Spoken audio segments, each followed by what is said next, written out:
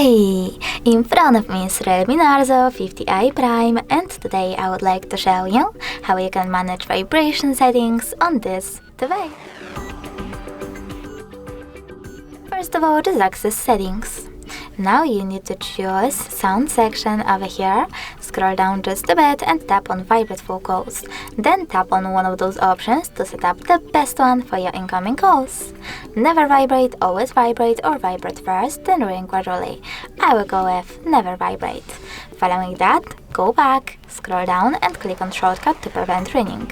You can set up vibrate here by clicking on it. Then go back, scroll down again and click on the switcher next to charging sounds and vibration to enable or disable this feature, and also manage touch vibrations by clicking on switcher next to them. Thanks so much for watching. If you enjoyed this video, leave a like, comment and definitely subscribe. Bye!